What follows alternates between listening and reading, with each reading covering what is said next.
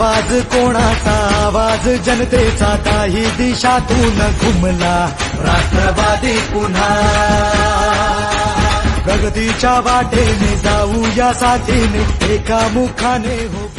आज के दिन हमारे साथ इम्तियाज बानो साहब हैं और उम्मीद रहेगी कि मैं उनसे ढेर सारी बातें करूं और अच्छी बातें उनसे जान कर लूं और ख़ासकर मुमरा के जो क्रिकेट के लिए उन्होंने जो वक्त दिया है, मुमरा के क्रिकेटर्स के लिए उन्होंने जो मेहनत की है, आने वाले वक्त में वो क्या क्या मुमरा के और थाना कलवा के क्षेत्र के खिलाड़ी के लिए करना चाहते हैं वो चर्चा भी करेंगे। और जिस तरीके से उन्होंने मात दी है कोरोना वायरस को, वो क्या क्षण रहा, वो क्या यादें रहीं और वो क्या बुरा वक्त रहा उनके साथ बीता, वो सब चीज़ों के बारे में मैं उनके साथ करूँगा चर्चा। तो करते हैं उन्हें आमंत्रित और होते हैं उनके साथ। तो चलिए करते हैं ऑन आज के दिन का इंटरव्यू। फिर से एक बार आपका मैं तहे दिल से इस्तकबाल करता हूँ, वेलकम करता हूँ लॉकडाउन शो शहजाद में। सुस्वागतम इंटरव्यू में आपका हार्दिक स्वागत। बहुत शुक्रिया। आपके क्रिकेट की करियर की आपने किस प्रकार से शुरुआत की थी वो बारे में आप हमारे साथ साझा कर रहे, तो प्लीज बताइए। तनवर नगर में मेरा बचपन गुजरा। तनवर नगर में हमारी कॉलोनी की एक टीम हुआ करती थी जिससे हम लोकल टेनिस क्रिकेट खेला करते थे। क्रिकेट का बहुत शौक था और उस वक्त ज्यादा स्कोप नहीं था हम लोगों को जहाँ जाने के लिए या खेलने के लिए। मुमरा में तो स्कूल भी नहीं थे उस जमाने में, मतलब हमारा जमाना मीन्स हमारा जो बचपन था। बहुत मेरे दोस्तों में से एक मेरे खास दोस्त इमरान शेख, शायद जानते होंगे, तनवर नगर के बहुत अच्छे नामचीन क्रिकेटर थे, विडॉल कंपनी से खेलते थे। टाइम शील्ड में बहुत उन्होंने, इवन वो समझ लीजिए कि वो फर्स्ट डिवीजन खेले हैं।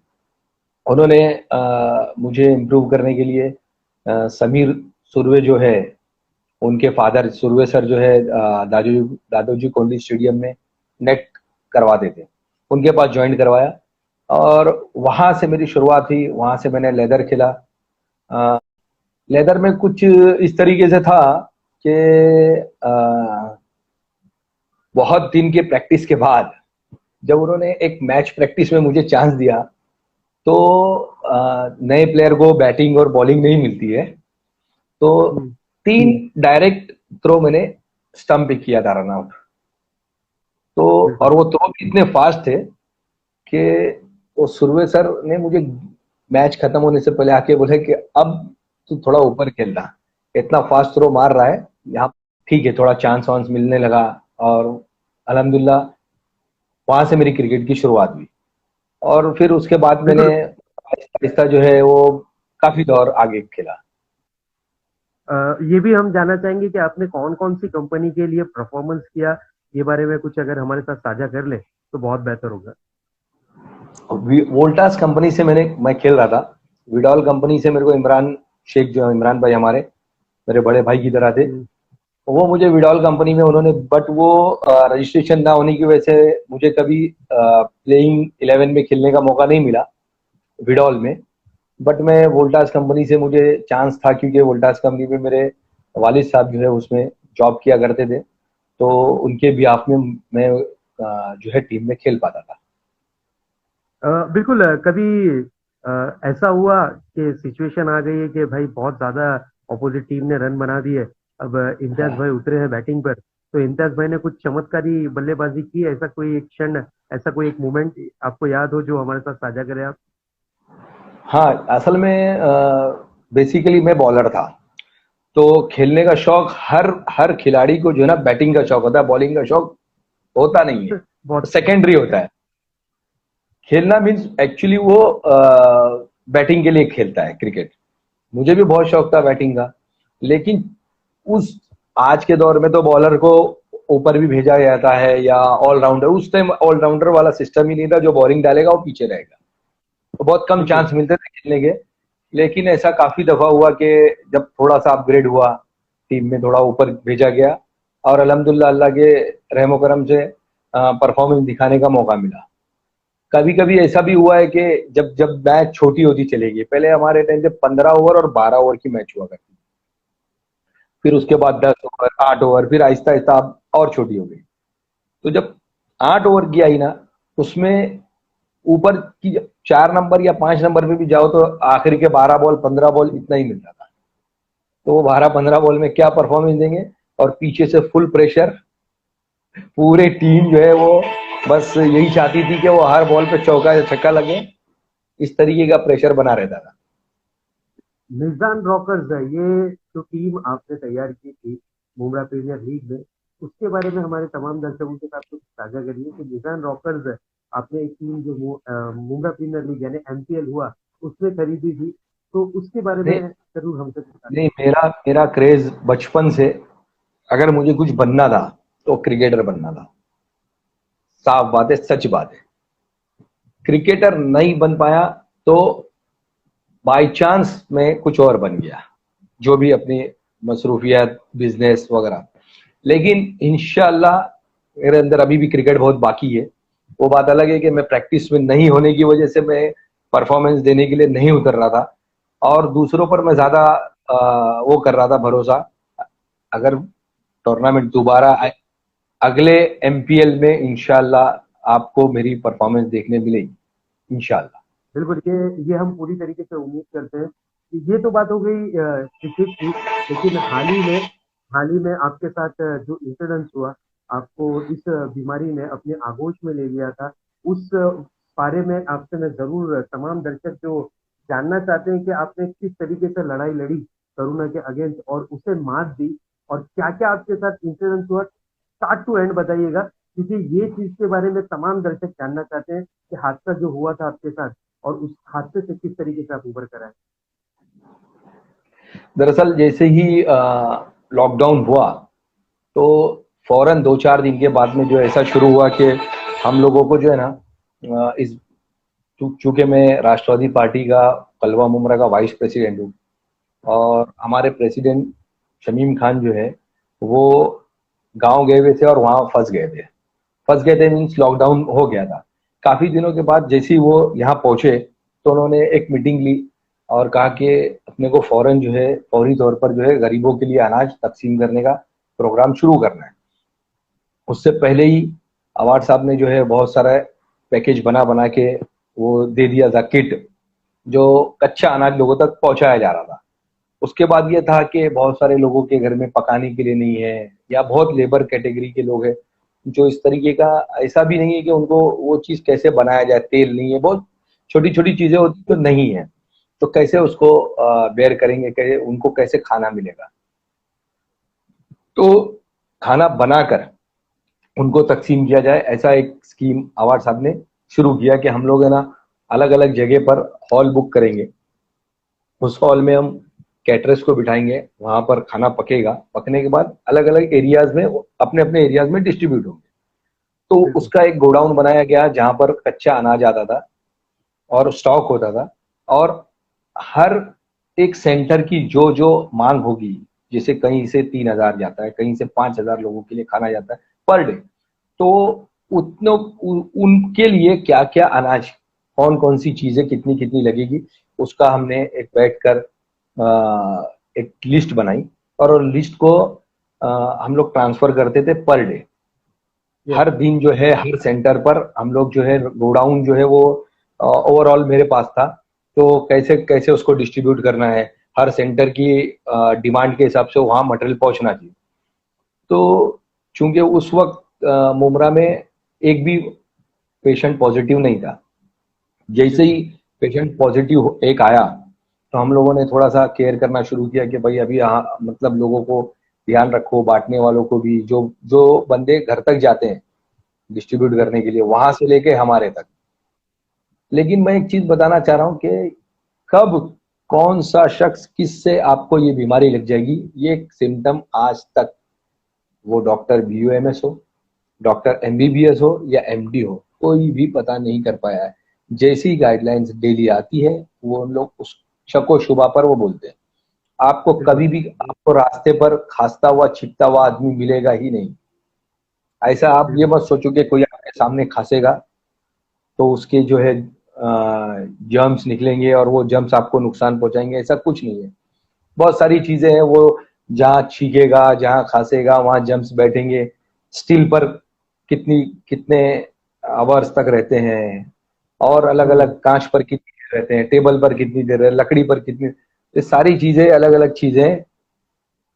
कब वहां पर हमारा हाथ लगता है, हाथ लगने से नहीं होता है, हाथ लगने के बाद हमने कोई चीज खा ली या नाक पे हाथ यस लगाया या मुंह में हाथ लगाया तो वो जर्म्स हमारे इनटेक हो गया, अंदर चला गया।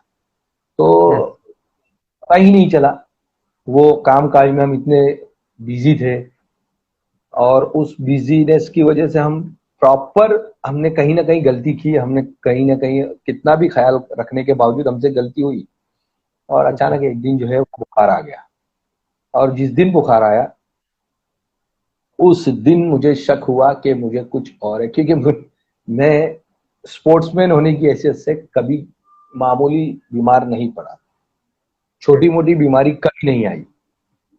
मुझे लगा कुछ हुआ है, मैंने अपने आप को क्वारंटीन कर लिया, घर पर मैंने कहा, लेकिन घर वाले जो है ना बहुत ज्यादा सीरियस नहीं थे। वो लोग बोले क्यों ऐसा कर रहे हो, ये तो बहुत बीमारी है, ऐसा होता है, ये है वो है, छोटा मोटा क्यों ऐसा सोचते हो। हम्म मैं आखिर में 9 दिन क्वारंटीन होने के बाद हुआ वही। मैंने जब 7वें दिन जब मुझे शक हुआ तो मैंने टेस्ट खुद जाके कराया और 2 दिन के बाद टेस्ट का रिपोर्ट आया और वो सिंपली मेरे लिए, मतलब जो है ना, मेरे पैरों तले जमीन खिसक गई थी, क्योंकि कुछ उस शॉक लगा वक्त होगा एकदम। बहुत बुरा, उस वक्त तक माहौल भी बहुत खराब हो चुका था, लोगों को उसके बारे में नॉलेज नहीं थी, किसी को भी कहाँ एडमिट होना है, कैसे कौन ले जाएगा।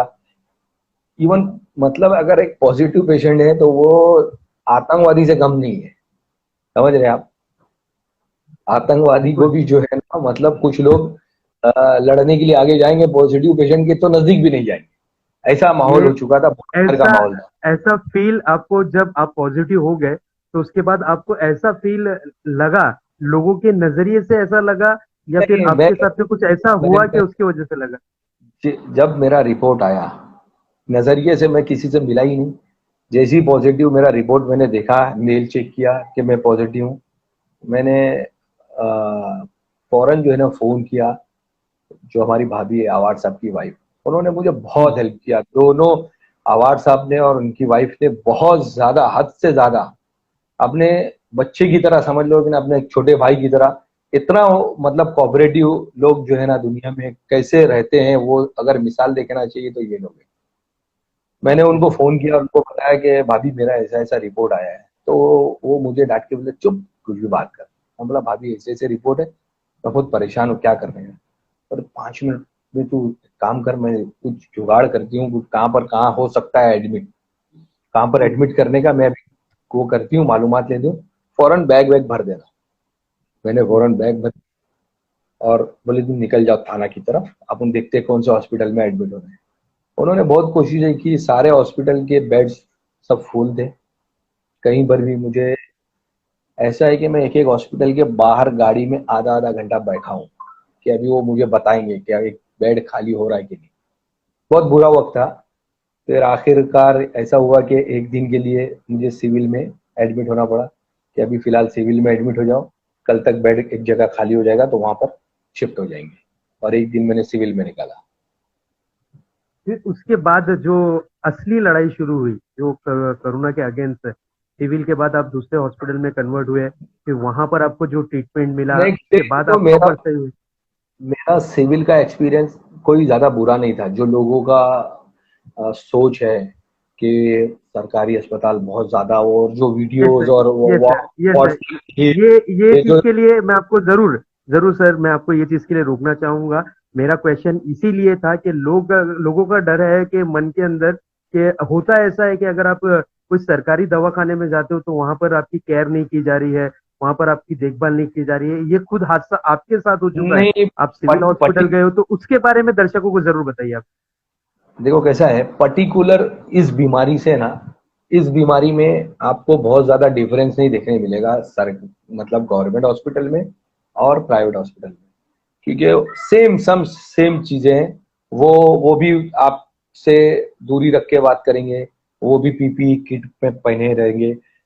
टेबलेट नाम की जो WHO ने जो रिकमेंड की है, वो 4 टेबलेट सुबह दे के चले जाएंगे, 4 जो है रात को दे के चले जाएंगे।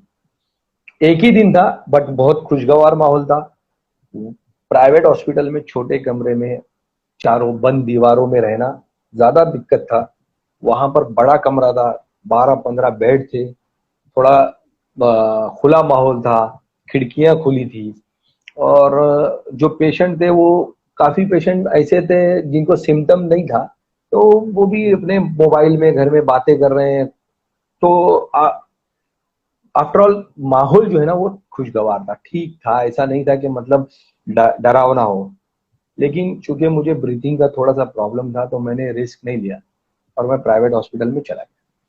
प्राइवेट हॉस्पिटल में जाने के बाद 3 दिन तक बहुत ज्यादा मतलब डर और परेशानी, तबीयत बहुत ज्यादा खराब थी। 3 दिन के बाद मुझे खुद थोड़ा फील हुआ कि हाँ मैं रिकवर हो रहा हूँ। इस बुरे दौर में मेरी सोसाइटी के सब मेंबर्स ने, जितने मेरे दोस्त अहबाब बिल्डिंग के, मेरे तनव MM वैली के जितने लोग हैं, उन्होंने मेरा बहुत सपोर्ट किया। मेरे घर वालों को हर परेशानी से बचाया। गुड्डू खालू जो मुमरा के, आप पहचानते हो, सुफियान खान, वो पप्पू भाई ने हॉस्पिटल में मेरे डॉक्टर से मुझसे पहले मेरे तबीयत के बारे में डेली अपडेट लेने वाले पप्पू एहतेशाम खान साहब, बहुत सपोर्ट किया इन्होंने। मोरली मुझे जो है ना वो ऐसे बुरे वक्त में उन्होंने मुझे सपोर्ट किया है कि क्या बताएं। ऐसे वक्त में सिर्फ आज मैं वही कर रहा हूँ। आज मैं जो है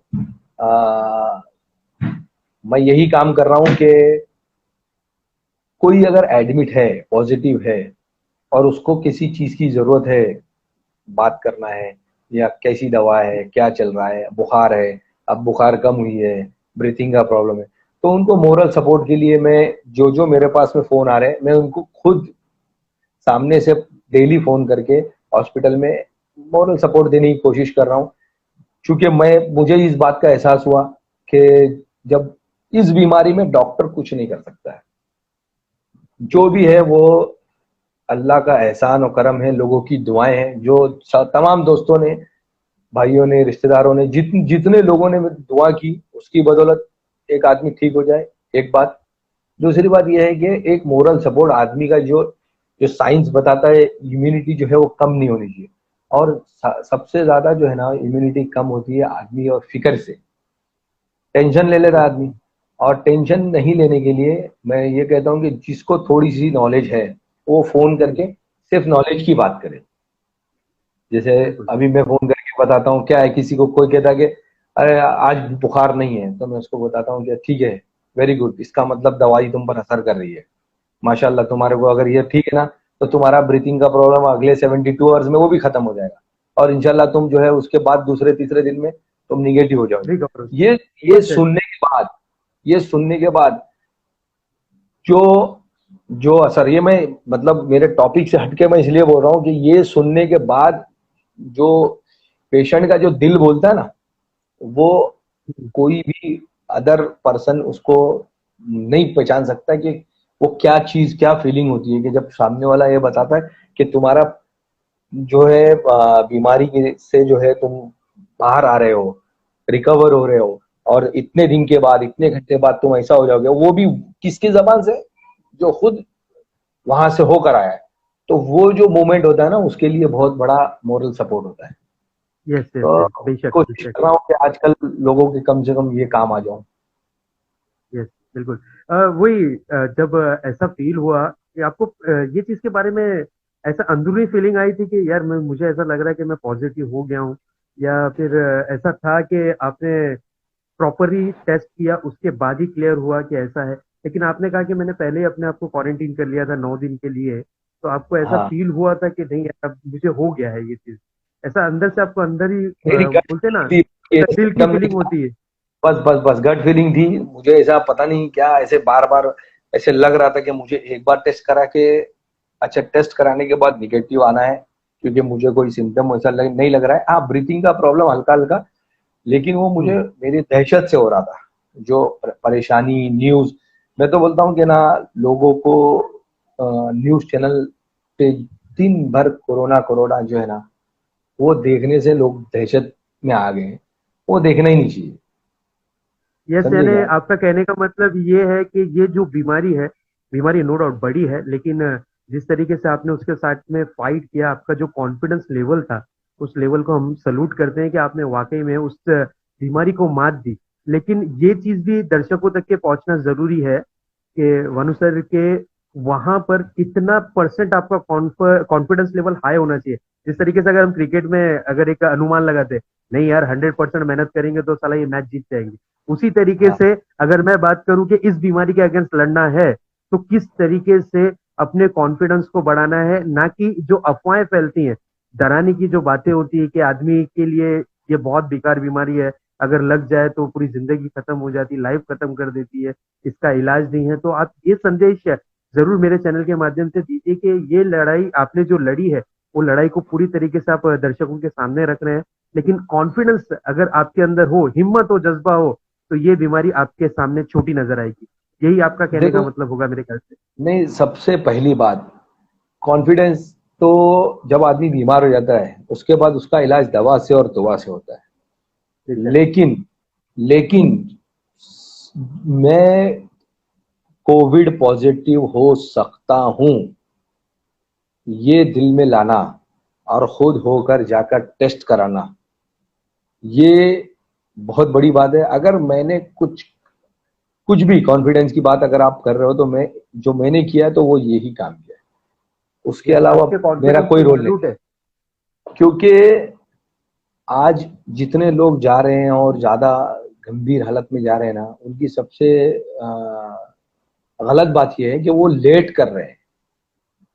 अभी वो 1-2 हादसे मुमरा में ऐसे हो गए जो काफी लेट होने की वजह से वो फेस नहीं कर पा रहे, अपने आप को फेस नहीं कर रहे। वो वहां जाके टेस्ट कराकर अगर मैं पॉजिटिव रहा तो मेरे साथ इतना बुरा होगा, वो देखो कैसे डाला जा रहा है, कोई पूछ नहीं रहा है, ये जो है ना, अरे वो होगा। मेरा ये बोलना है कि अगर मैं पॉजिटिव हूं तो मेरे जान का मैं देख लूंगा, मेरे को अल्लाह बचाना चाहेगा बचा लेगा, खत्म करना चाहे खत्म, लेकिन मेरी वजह से किसी और मेरे घर वालों को, मेरे दोस्तों को तकलीफ क्यों? ये सोचकर इंसान को फौरन अपने आप को टेस्ट कराना चाहिए।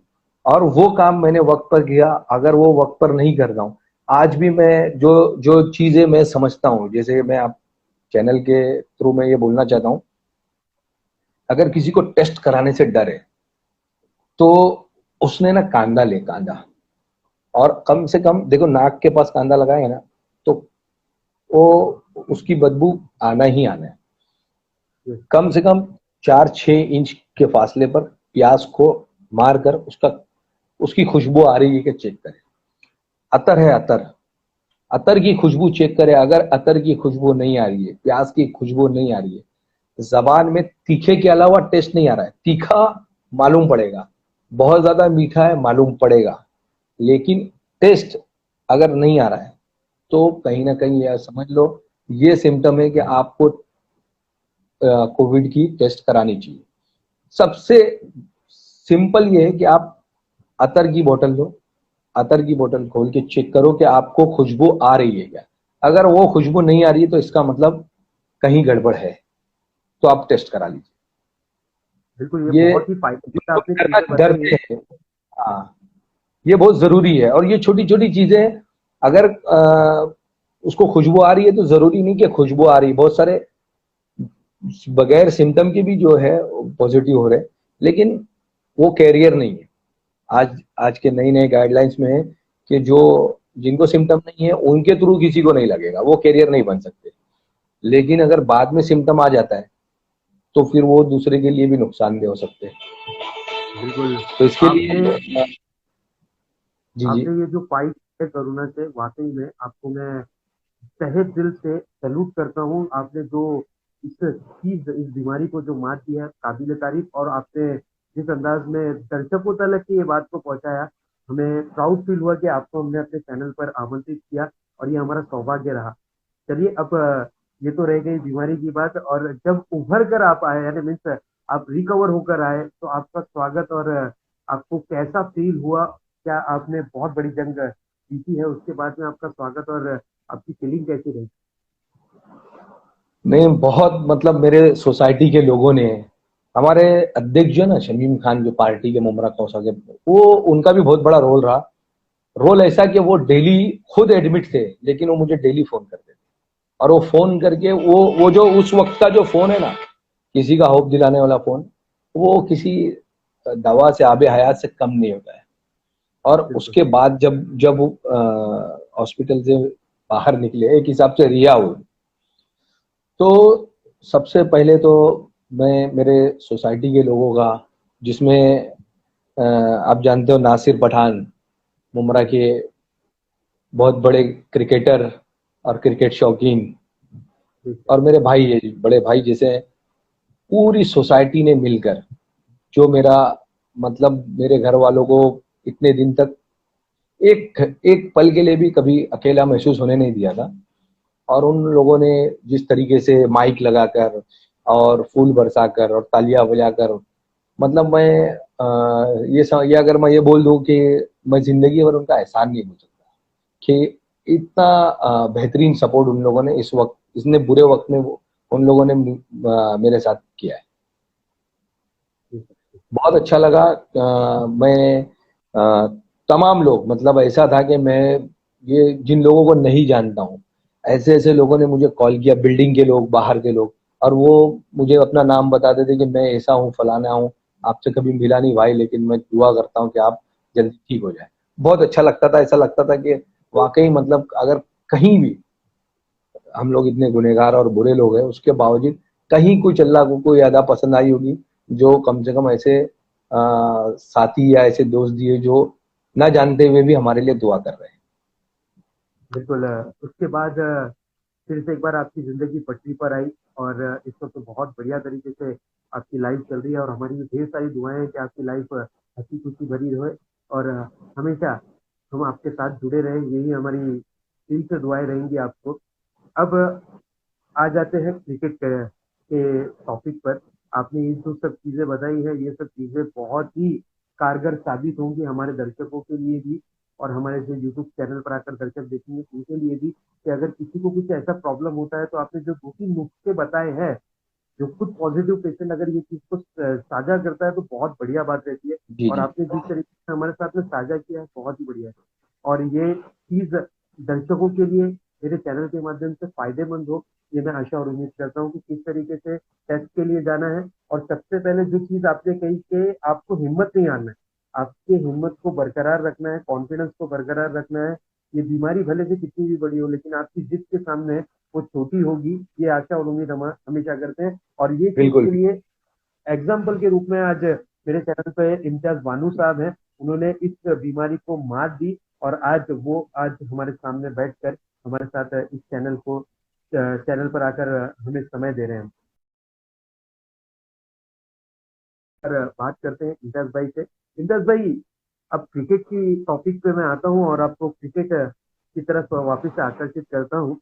आपके मार्गदर्शन में कोचिंग क्लासेस भी चलती है, आपकी एकेडमी भी चल रही है संघर्ष एकेडमी के नाम से, और आपने खुद क्रिकेट में बहुत संघर्ष किया है, इसलिए संघर्ष एकेडमी आपने खोली है।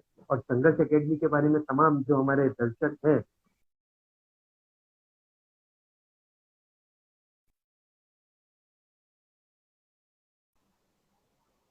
यस सर, परफेक्ट है, बिल्कुल हाँ सही है। संघर्ष एकेडमी के बारे में हम बात कर रहे थे, तो इम्तियाज भाई आपसे हम जानना चाहते हैं, संघर्ष एकेडमी के लिए जो आप मेहनत कर रहे हैं, और तमाम जो थाना कलवा मुमरा के क्षेत्र के प्लेयर्स हैं, उनके लिए जो आप मेहनत कर रहे हैं, उसके बारे में हमारे साथ कुछ साझा करें। देखिए, सबसे पहले तो मैं ये कहूंगा कि लेदर क्रिकेट जो है ना, वो जिन लोगों को शौक है तो उनको बेसिक ट्रेनिंग लेना बहुत जरूरी है। अभी तो आज के दौर में जो बैट आती है और जो बॉल है, कुकुबुरा का बॉल है, अगर फर्स्ट ओवर में क्रॉस बैटेड भी अगर कोई खेल लेता है ना, तो उसको लोग क्लैपिंग करते हैं, बराबर। वो भले से मतलब मिस टाइमिंग शॉट क्यों ना हो, लेकिन हमारे वक्त में अगर फर्स्ट ओवर सेकेंड ओवर में किसी ने क्रॉस बैटेड शॉट में बाउंड्री भी लगाई ना, तो लिटरली गाली मिलती थी। कोच जो है ना, वो बहुत बुरा बोलते थे। क्यों? उनका ये कहना था कि बेसिक क्रिकेट खेलो, बुक क्रिकेट खेलो, स्ट्रेट बैट से खेलो, क्रॉस बैटेड नहीं खेलो। और उस वक्त की बैटें तो 2 या 3 क्रॉस शॉट में टूट भी जाती थी, फट जाती, आपको पता होगा। आज जो है क्रिकेट चेंज हो गया है। लोग पहले जो स्ट्रगल करते थे, आज हम लोग क्रिकेट किट जो है वो लेकर यहाँ से वीटी स्टेशन और वहां से आजाद मैदान पर जब जाते थे प्रैक्टिस करने, तो बहुत 2 घंटे बाद ग्राउंड पर पहुंचते थे। उसके बाद जाके जो है रनिंग करना है, उसके बाद जाके कहीं नंबर आएगा, और पूरा दिन स्ट्रगल का था। और फूड इंटेक भी बहुत कम होता था, नाश्ता खाना जो है बराबर प्रॉपर टाइम पर नहीं होता था, पानी नहीं। हमने सब चीज की सहूलतें कर दी है। अगर उसके बावजूद कोई फैमिली अगर अपने बच्चों को क्रिकेट का शौक रखते हैं और कोई एकेडमी में, मैं ये नहीं कहता हूँ कि संघर्ष में ही कराएं, मुमरा में डालने का हमारा कोई पैसे का इनकम का जरिया बनने के लिए हमने नहीं डाला है। हम चाहते हैं कि मुमरा का टैलेंट जो है उसको ट्रेन में जाया ना किया जाए। वो जो एफर्ट्स ट्रेन में लगाता है, जो किड बैग शोल्डर पे डालता है, उसको उस शोल्डर को एक्सरसाइज से उभारना है। लेदर वो किट के बैक से उसको शोल्डर को डाउन नहीं करना है। वो एफर्ट जो है ना ग्राउंड में लगाए, वो विकेट पे लगाए और परफॉर्मेंस देकर उसको आगे आए। जल्दी कम वक्त में उसको अगर परफॉर्मेंस देने का टाइम मिलेगा तो वो ज्यादा टाइम नेट पे निकालेगा। बिल्कुल बेशक, ये आपकी बहुत अच्छी सोच है, बहुत अच्छी सोच है। उसी तरीके से इंदर सर, मैं आपको एक और चीज जरूर बताना चाहूंगा। तमाम हमारे जो मुमरा के क्रिकेटर्स हैं वो खेलते हैं मित्तल के ग्राउंड पर, और आने वाले वक्त में वो ग्राउंड रहेगा नहीं रहेगा इसकी कोशिश जारी है कि क्या पता वो ग्राउंड रहता है कि नहीं रहता है।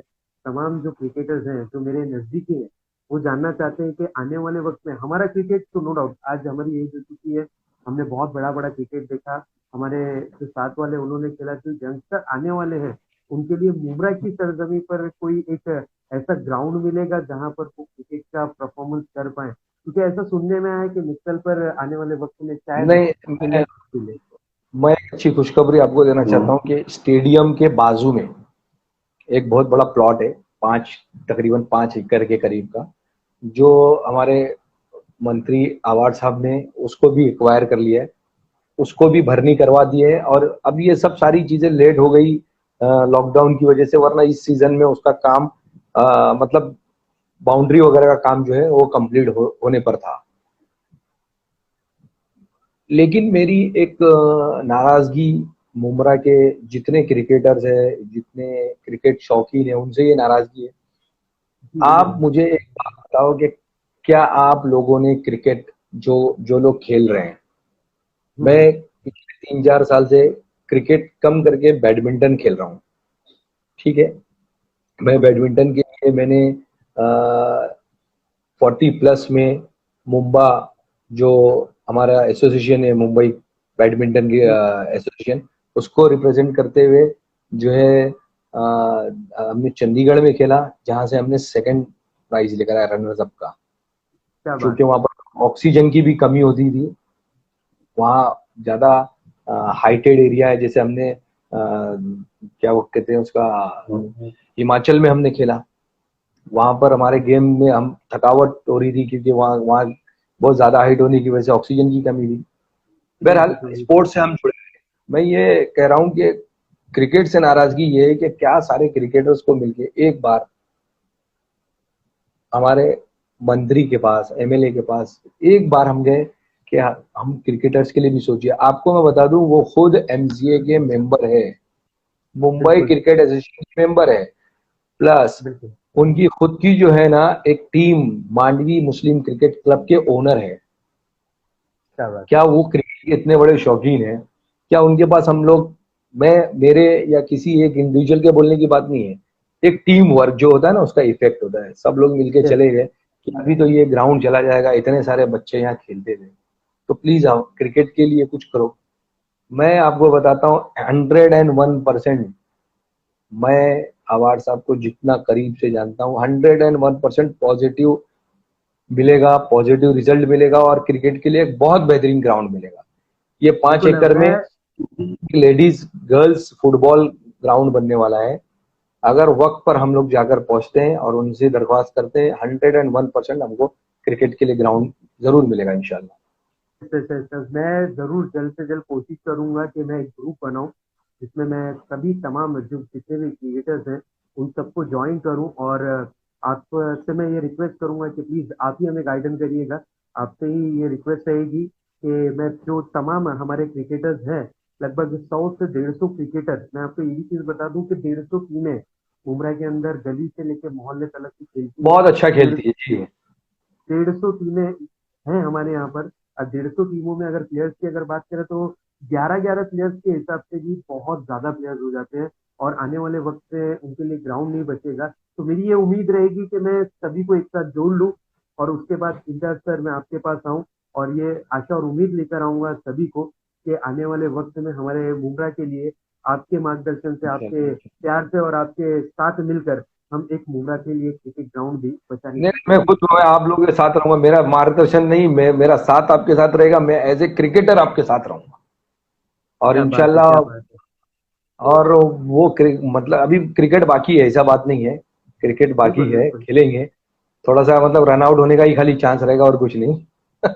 बिल्कुल, मैं ये कोशिश करूंगा कि तमाम जो मेरे दोस्त यार हैं, और उनसे मैं बातचीत कर कर मैं जरूर कोशिश करूंगा, और खासकर ये बिल्कुल वीडियो बिल्कुल। आपका मैं वो ग्रुप पे करूंगा कि जो मेरे मुंबई के दोस्त यार हैं वो जरूर देखें, और देखने के बाद जो बातें हमारे बीच हुई है, एक तो बात आपने करुणा से की है, क्योंकि वो जो वायरस है उसके अगेंस्ट किस तरीके से लड़ना है उसके बारे में, और दूसरी बात आपने जो सरप्राइज है की बात की है, हमारे मुंब्रा के लिए ग्राउंड के लिए बात की है, ये हमारे लिए बहुत बड़ी बात होगी, और ये चीज के लिए हम आपके साथ जल्द से जल्द जरूर जुड़ेंगे। इंद्रज भाई, मैंने आपसे ढेर सारी बातें की हैं, बहुत सी बातें बाकी रह गई हैं, लेकिन जो समय का बंधन है उसके ऊपर भी नजर रखनी पड़ती है, समय के अनुसार चलना पड़ता है, इसलिए इस वक्त आपसे इजाजत लेने का वक्त है। लेकिन बहुत सी बातें हैं आपके साथ में, जो प्रोफेशनल क्रिकेट के क्रिकेटर्स की बात करूं, अगर मैं कामरान खान की बात करूं, अगर मैं सरफराज की बात करूं, ऐसे बहुत सारे सितारे हैं जिनकी मैं बात करूं कि का आपकी जो हम अभी दोस्त है। कामरान के आपसे बारे में बात, मैं आपसे एक किस्सा जरूर जानना चाहता हूँ कि कामरान के बारे में मुझे आप कुछ ना कुछ जरूर बताइए, और अभी आने आपसे वाले वक्त में। कामरा का मिस कॉल है। अभी आप बात करते करते मैंने कॉल कट किया है उसका। ठीक है, इंशाल्लाह यस मैं यस बहुत जल्दी वो इस चैनल पर अपना इंटरव्यू जरूर देगा। यस यस, ये आपने भी मुझे कन्विंस किया था कि कामरान खान आपके चैनल पे इंटरव्यू देगा, और मैं पूरी तैयारी में रहूंगा कामरान से बात करने के लिए। और तमाम दर्शकों को मैं जरूर बताना चाहूंगा कि आईपीएल सीजन 1 में वही कामरान राजस्थान रॉयल्स के अगेंस्ट खेलने वाला गेंदबाज, इसने पहला करियर का भी पहला सुपर ओवर और आईपीएल का भी आईपीएल पहला सुपर ओवर किया था, उसका नाम है कामरान खान। और आप लोगों के लिए मैं जरूर उन्हें भी आमंत्रित करूंगा। इम्तियाज भाई, आपका अगर थोड़ा सा सहयोग रहा तो मैं जरूर कामरान खान को भी मेरे चैनल पर इंशाल्लाह जरूर बुलाने की कोशिश करूंगा। तो बिल्कुल, जाने से पहले फिर से एक बार, आपने तो बहुत सारी बातें की हैं, लेकिन अब मैं ये जरूर रिक्वेस्ट करूंगा कि जो हमारे दर्शक हैं कि कोरोना वायरस से किस तरीके से बचे, उसके लिए आप जरूर एक छोटा सा संदेश है हमारे तमाम दर्शकों को। देखिए, जो गाइडलाइंस सरकार ने दी है सोशल डिस्टेंसिंग की, वो आपको करना ही है। सिर्फ वो उसका करके नहीं चलेगा। बहुत सारी जगह है ना कि हम लोग मजबूरन जो है, जहाँ भीड़ भाड़ है वहां जाना पड़ता है किसी जरूरी काम से। हर एक आदमी उससे बच नहीं सकता, लेकिन उसके साथ साथ मास्क, वो भी प्रॉपर अच्छा मास्क। लोग किसी न किसी बहाने से हल्का फुल्का मास्क लगा रहे, जो मतलब इस वायरस को नहीं रोक सकता ऐसा मास्क ना लगाए। प्रॉपर मास्क लगाए, N90 N95 या उस तरीके का बना हुआ मोटे कपड़े का, या रुमाल जो है डबल कवर वाला वो बांध कर जाए। दूसरी बात, अपना हाथ बार बार धोए। हाथ धोने का मंशा ये है कि हाथ धोने से वायरस नुकसान नहीं पहुंचाता, ऐसा नहीं है। जो वायरस आपके हाथ में लगा हो वो आपके मुंह या नाक या आंख के जरिए अंदर ना जाए, इसके लिए हाथ बार बार धोए। और जितना हो सके अल्लाह पर यकीन रखे। अल्लाह बहुत बड़ा है। अल्लाह ताला जब ऐसे हालात में ये कहता है कि लोगों से हाथ ना मिलाओ, लोगों से भीड़, दूसरी जगह मत जाओ, ऐसे वबा के वक्त में दूसरों से ना मिलो, तो वो सारी चीजें जो इस्लाम कहता है वो भी फॉलो करो, जो सरकार कहती है वो भी फॉलो करो। और इंशाल्लाह ये सब फॉलो करने के बाद ही हम लोग जो है इस बीमारी, इस वबा से बच पाएंगे। Thank you so much Indus भाई, मैंने आपसे बहुत सारी बातें की है। चर्चा करूंगा क्रिकेट को लेकर तो आपको भी पता है पूरा दिन भी कम पड़ जाएगा, क्योंकि एक क्रिकेटर यही चाहता है कि जितनी बातें हो उतना बेहतर हो। लेकिन इस वक्त जो समय की सीमा है उसे हम नांग नहीं सकते, क्योंकि जो शो का टाइम है वो शो के टाइम के अनुसार ही हम बातचीत करते हैं। तो इंटस भाई, मैंने आपसे बहुत सारी बातें की और बहुत सारी जानकारी आपने मुझे दी, और आपने जो जो बातें कही है वो सब मेरे जहन में रहेंगी, और इंशाल्लाह मैं आपसे जरूर जरूर मुलाकात जल्द से जल्द करने की कोशिश करूंगा। और आपने मेरे चैनल के लिए जो समय दिया देखिए, उसके लिए आपका बहुत बहुत तहे दिल से धन्यवाद। फिर कहीं ना कहीं मैं आपसे मुलाकात करूंगा। जब तक के लिए लेता हूँ आपसे इजाजत। जय हिंद, जय महाराष्ट्र, जय क्रिकेट। थैंक यू, अल्लाह हाफिज। तो गाइज ये थे इम्तियाज बानू साहब, जिन्होंने बहुत अच्छी अच्छी बातें बताई कोरोना वायरस के सिम्टम्स के बारे में, बताई कि किस तरीके से अगर आपको फील हो रहा है कि भाई ऐसा मुझे लग रहा है कि हो गया होगा या फिर नहीं हुआ होगा, इसके बारे में किस तरीके से आपको ये सब चीजें मालूम पड़ेंगी, ये सब चीजों के बारे में आप किस तरीके से अनुमान लगा सकते हैं, ये सब जानकारी उन्होंने हमें जरूर दी है। और इनका फायदा आपको हो, ये आई होप, मैं उम्मीद करता हूँ। और आज के शो को यहीं समाप्त करता हूँ। फिर आपसे कल होगी मुलाकात। कल मेरे गेस्ट के रूप में आपको तो ऐसे दिग्गज खिलाड़ी मिलेंगे जिनके बारे में हर कोई जानना चाहता है और हर कोई उन्हें मेरे चैनल पर देखना चाहता है। यस, अख्तर शेख अक्कू और उनके साथ मैं कल के दिन का लिए अपॉइंट करने वाला हूँ। उनका अपॉइंटमेंट मैंने दिया है, उसका नाम है अमरूद खान। तो कल के दिन दो बड़े सितारे होंगे मेरे चैनल पर, और कल है संडे, तो संडे का डे आपके लिए फंडे का डे मैं जरूर करने की कोशिश करूंगा। तो गाइज आप लोगों से इजाजत देने का समय हो चुका है। फिर कल 8:30 बजे मिलेंगे लॉकडाउन से शहजाद में। जब तक के लिए आप अपने आप को सेफ रखें, अपनी फैमिली को सेफ रखें, और बिल्कुल कोरोना वायरस से थोड़ा सा बच कर रहें।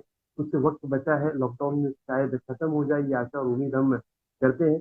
और आपसे एक और रिक्वेस्ट रहेगी कि जो मैंने चैनल लॉन्च किया है, आपके पास लिंक पहुंचती तो प्लीज चैनल को सब्सक्राइब करें, लाइक करें, कमेंट करें और ज्यादा से ज्यादा शेयर करें। तो गाइस, जय हिंद, जय महाराष्ट्र, जय क्रिकेट।